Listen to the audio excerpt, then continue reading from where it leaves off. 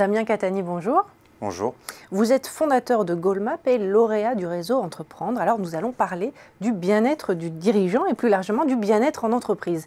Alors première question, où est-ce qu'on en est en France en la matière et est-ce que notre pays est plutôt en retard ou pas? Alors la question de la santé et du bien-être des salariés, elle est d'actualité brûlante. En France, on voit beaucoup d'initiatives fleurir, des semaines de la QVT, cours de yoga, des challenges de pas en entreprise.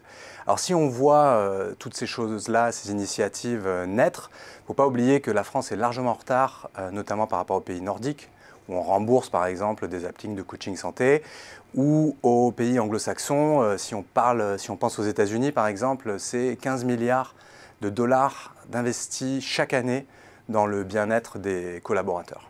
Alors s'il y a de tels investissements, j'imagine qu'il doit y avoir un impact concret derrière. Quels sont les enjeux pour l'entreprise? Alors les enjeux sont énormes. Il faut avoir à l'esprit qu'aujourd'hui, vous avez 75% des salariés français qui attendent de leur entreprise un suivi régulier de leur état de santé et qu'elle endosse un rôle de coach dans la vie de tous les jours.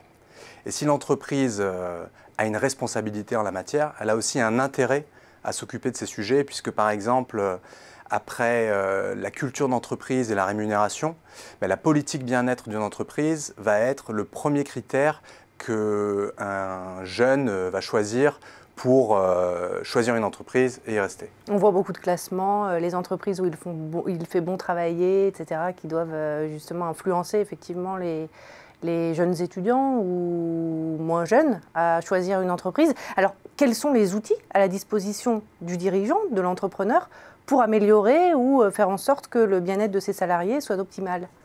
Alors, chez Goalmap, nous on accompagne justement les entreprises sur ces sujets-là, donc on commence à avoir un retour intéressant sur ce qui marche.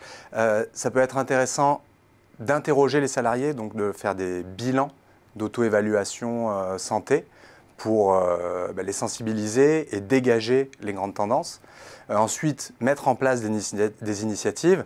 Alors, ça peut être des ateliers de yoga, des conférences sur le stress, des formations sur la nutrition pour vraiment les aider à mettre en place de bonnes habitudes et peut-être prolonger l'impact de ces activités en présentiel par du digital, donc des contenus de coaching numérique, des applis mobiles, etc.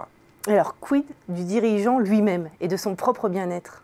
Alors le dirigeant, à l'heure du bien-être des salariés, est souvent le parent pauvre de ce mouvement, de ce phénomène, parce que vous avez des horaires de travail flexibles à la hausse, peu d'équilibre entre vie pro et vie privée, souvent des prises de décision, donc beaucoup de stress.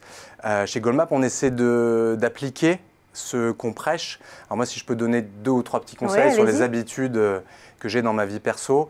La première, ça va être de faire du sport avec un objectif d'au moins 4 fois par semaine, parce que ça permet de libérer le stress, de bien dormir et d'avoir aussi des objectifs en dehors du travail.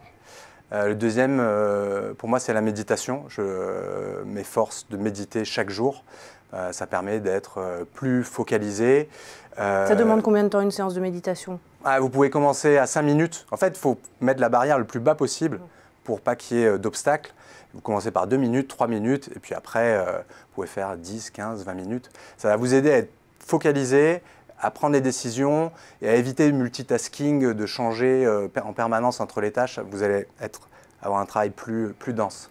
Et un dernier conseil? Un dernier conseil, si vous pouvez vous le permettre, c'est de faire une petite sieste après le déjeuner. Et puissent les entrepreneurs et les patrons vous entendre. Merci beaucoup Damien Catani pour cet éclairage. Merci.